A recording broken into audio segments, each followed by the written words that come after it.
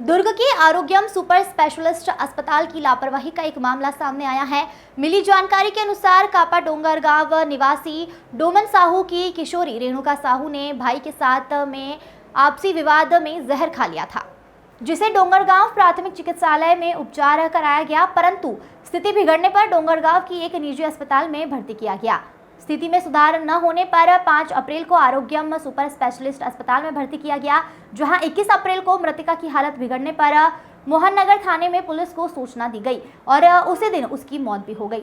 गौरतलब है कि नियमित ऐसे केस में अस्पताल प्रबंधक सबसे पहले नजदीकी पुलिस को सूचित करता है और इलाज करता है, मगर यहां पर अस्पताल प्रबंधक ने कोई सूचना नहीं दी। अस्पताल प्रबंधक के ऊपर आरोप लग रहा है कि फीस लेने के चक्कर में उन्होंने इस तरह की लापरवाही पूर्वक इलाज जारी रखा। वहीं आरोग्यम अस्पताल के डॉक्टर RK साहू, जिन्होंने मृतका का इलाज किया, उन्होंने बताया कि हमें पहले से ही ज्ञात नहीं था कि मृतका ने जहर खाया है। बार बार पूछने के बाद मृतका ने बताया कि उसने जहर खाया हुआ है। हमारी तरफ से किसी भी प्रकार की लापरवाही नहीं हुई है। वहीं इस पूरे मामले में दुर्ग जिला की नोडल अधिकारी डॉक्टर अनीता शुक्ला ने आरोग्यम सुपर स्पेशलिस्ट हॉस्पिटल को कारण बताओ नोटिस जारी किया है। डॉक्टर शुक्ला ने बताया कि वह काफी संवेदनशील मामला होने के बावजूद संबंधित थाने में 5 अप्रैल से भर्ती मरीज की पूरी जानकारी होने के बावजूद सूचना तक नहीं दी गई, जहाँ स्थिति को गंभीरता से जानते हुए हम अस्पताल पर जाँच व कार्रवाई करेंगे। दीपमाला सिन्हा की रिपोर्ट।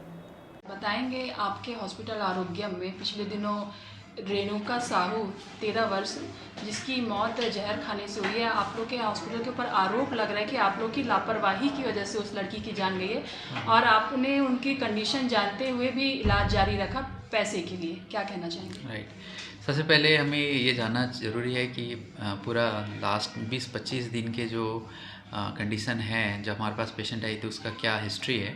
तो सबसे पहले पेशेंट जो है उसको कंप्लेन हुआ घर में कि उसको उल्टी दस्त चालू हुआ।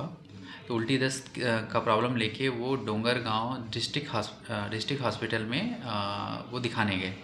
वहाँ पे वो 24 घंटे वहाँ पे रही। 1 तारीख को, 1 अप्रैल को और 2 अप्रैल को उसको Gandhi nursing home Rajnandgaon refer किया गया। 2 तारीख से लेके 5 तारीख तक वहाँ पे एडमिट थी और उसके इसी हिस्ट्री के साथ में कि उसको उल्टी दस्त चालू हुआ है और उसी के लिए वो वहाँ पे वो ट्रीटमेंट ली। लेकिन समय के साथ में उसकी किडनी में प्रॉब्लम आने की वजह से उसको हमारे हॉस्पिटल में 5 तारीख को रिफ़र किया गया। जब से उसको सिम्टम्स चालू हुए, यानी 1 तारीख को जब सिम्टम्स चालू हुए तो 5 तारीख मतलब आफ्टर 5 डेज़ जो है हमारे पास वो पहुँची। हमारे पास आने के बाद सबसे पहले उसको यही हिस्ट्री लिया गया है कि अगर आपको उल्टी दस्त चालू हुआ है तो आपको क्या बाहर का कुछ चीज़ खाए थे या कुछ भी ऐसा चीज़ खाए थे जिसकी वजह से आपको पेट में प्रॉब्लम होती है। एक बहुत ही कॉमन सेंस और जनरल सा क्वेश्चन होता है कि जब भी हमें कोई भी पेशेंट पेट से रिलेटेड उल्टी दस्त ऐसा लेके ले आते हैं तो हमारा ये जनरल क्वेश्चन होता ही है कि हम उसको ये क्वेश्चन पूछते हैं।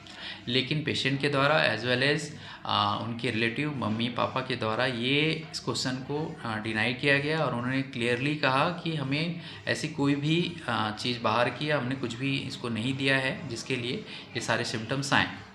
यही सारी हिस्ट्री और लिखित रूप में हमको डिस्ट्रिक्ट हॉस्पिटल के कागज़ों में भी मिला और यही लिखित जो है हमें गांधी नर्सिंग होम में भी मिला कि उनको जो है कोई भी बाहर की चीज़ें नहीं खिलाई गई हैं और उसको ये सिम्टम्स जो है अचानक से आए। इसके बाद जो है हमारे हॉस्पिटल में वो ICU में एडमिट की गई क्योंकि कंडीशन थोड़ी सी ख़राब थी, किडनी उसका काम बिल्कुल नहीं कर रहा था। तो उसके बाद उसकी जांच हुई। जांच में पता चला कि बॉडी में थोड़ा इन्फेक्शन है और किडनी जो है काम नहीं कर रही है, क्रेटिनिन काफ़ी बढ़ा हुआ है। इसके बाद जो है हम लोगों ने ट्रीटमेंट चालू किया। विदिन 5 to 6 डेज जो है उसकी किडनी में जो है इम्प्रूवमेंट आने लगा और उसकी किडनी जो है पूरी तरह से ठीक हो गई। लेकिन साथ ही साथ उसका जो है लीवर में प्रॉब्लम चालू हो गया। तो फिर हमने लीवर के डॉक्टर को दिखाया। फिर लीवर के डॉक्टर ने कुछ जांच लिखी और ट्रीटमेंट चालू की। इसके बाद ट्रीटमेंट के बाद जो है उसके लीवर में भी इम्प्रूवमेंट आने लगा और विदिन 5 to 7 डेज़ जो है उसके लीवर भी ठीक होने लगी और लीवर की जांच में पता चला कि उसको एक हेपेटाइटिस E करके इन्फेक्शन पॉजिटिव आया। तो इसलिए हमने लीवर के लिए जो है वो सारी दवाएं भी चालू कर दी जिससे उसके लीवर का भी ठीक हो गया। 20 से 21 तारीख को जो है उसको थोड़ा सांस में तकलीफ़ चालू होने लगा। तो फिर हमने जो है उसके लिए फेफड़े का एक्सरे कराया। फेफड़े के एक्सरे में हमें वाइट पैचेस दिखने लगी जो कि जनरली हेपेटाइटिस E के इन्फेक्शन में या फिर किडनी के इन्फेक्शन में नहीं मिलनी चाहिए। तो हमने उसको कंफर्म करने के लिए एक CT स्कैन कराया। सीटी स्कैन कराने के बाद पता चला कि उसमें जो है फाइब्रोसिस जैसा हो गया है, जो जनरली पुराने जो एक्सरे जो हमने जब एडमिशन के दौरान और एक दो बार और भी हमने कराया उसमें वो नहीं दिख रहा था।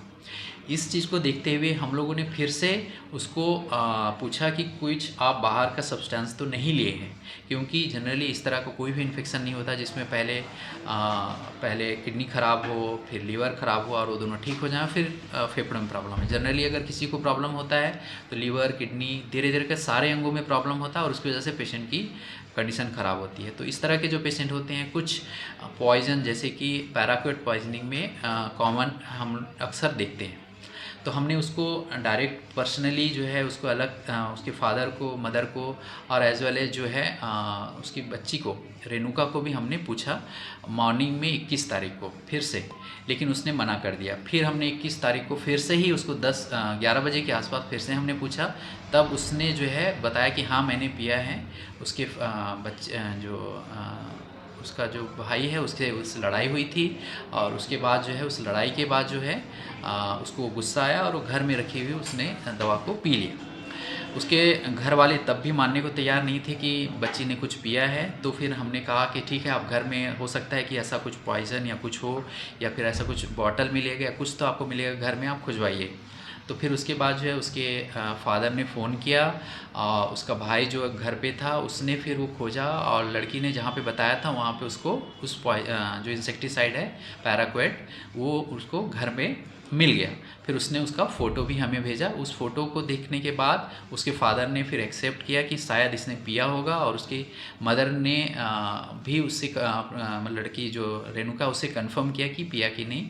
और उसके बाद जो है फिर हम लोगों को पुलिस में हमने इन्फॉर्मेशन किया, क्योंकि हमारे पास कोई एविडेंस नहीं था पहले कि जिससे हम ये बोल सकें कि इन्होंने कोई पॉइज़न लिया है, क्योंकि हमारे पास अक्सर जो है गैस्ट्रोएंटेराइटिस, बाहर का खाना या गंदा पानी पीने की वजह से आते हैं, और उसी तरह के उसके सिम्टम्स भी थी। लेकिन क्योंकि उसको मल्टीपल ऑर्गन ख़राब होते चले गए और उसके बाद हम लोग मल्टीपल क्वेश्चन पूछने के बाद जब हम कंफर्म हुआ तभी हम पुलिस को इन्फॉर्म किए। आपके हॉस्पिटल के ऊपर आरोप लग रहा है कि आप लोगों ने पैसे के लिए ज़बरदस्ती लड़की को इलाज के लिए रोक के रखा था। देखिए, पैसे के चलते इलाज रखने के लिए वाली बात नहीं है, क्योंकि पेशेंट की जो डेथ हुई है वो 21 तारीख को हुई थी शाम को। लेकिन तब तक पेशेंट, इवन जब डेथ होने से पहले भी पेशेंट जो है बिल्कुल नॉर्मल बात कर रही थी। हाँ, उसको ऑक्सीजन की रिक्वायरमेंट ज़्यादा थी, बिल्कुल नॉर्मल थी, खाना वाना वो खा रही थी और पेशेंट इम्प्रूव भी कर रही थी। मैंने जैसे कि बताया कि उसको पहले किडनी ख़राब हुआ, फिर लीवर ख़राब हुआ, फिर फेफड़े। तो इस समय जो है हर समय उसको कुछ ना कुछ प्रॉब्लम्स हो ही रहे थे। ये सारी चीज़ें एविडेंस बेस्ड हैं, सारे रिपोर्ट्स अवेलेबल हैं, चाहे तो आप देख सकते हैं उस डेट पे सारी चीज़ें हैं। आपको पहले से जानकारी रहती कि बच्ची ने जहर खाया हुआ है तो क्या आप इलाज करते उसका? देखिए, हमारे पास 5 दिन के बाद पहुंची है और 5 दिन के बाद इतना जो जहर का उसने इंटेक किया है, जनरली इतनी मात्रा में जहर, जनरली इसका जो बोला गया है कि अगर 10 या 20 ml, उस लड़की के लिए 10 ml, क्योंकि उसका छोटी है इसलिए 10 ml ही।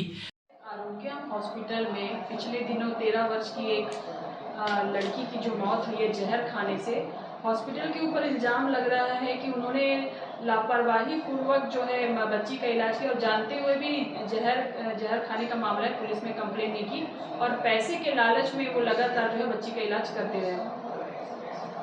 देखिए, क्या है कि अभी कल मेरे संज्ञान में लगभग सुबह 11 बजे एक सोशल मीडिया में एक वीडियो चल रहा था लिंक में।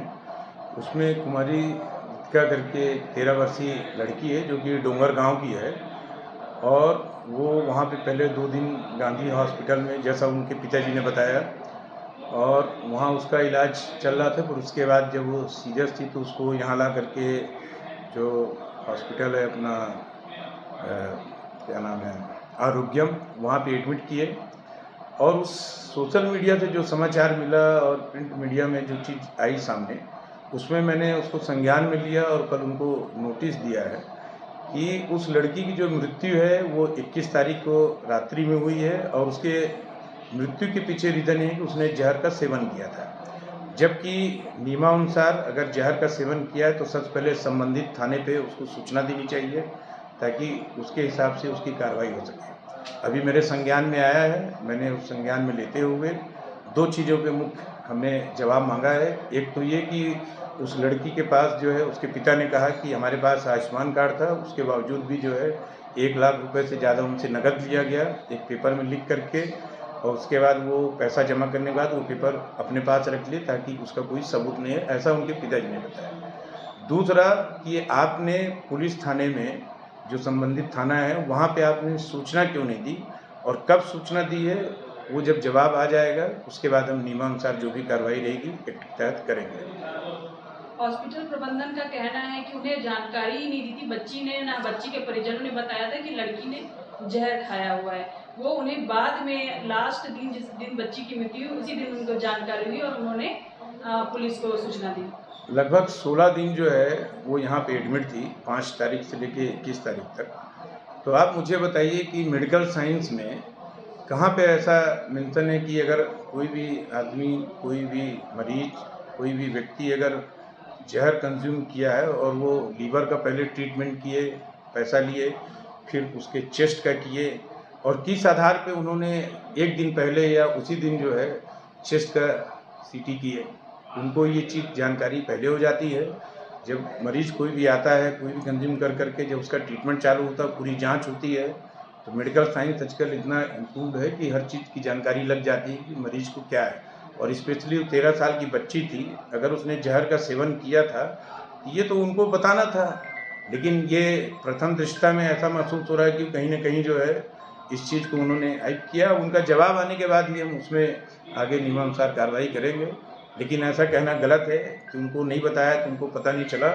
और कोई भी चीज़ अगर मेडिकल साइंस में है, पता चलना न चलना ये उनका कहना है, लेकिन अगर मेडिकल साइंस में कोई चीज़ इस तरह की है, अगर जहर का कंजम्पशन हुआ है तो वो पता चल जाता है।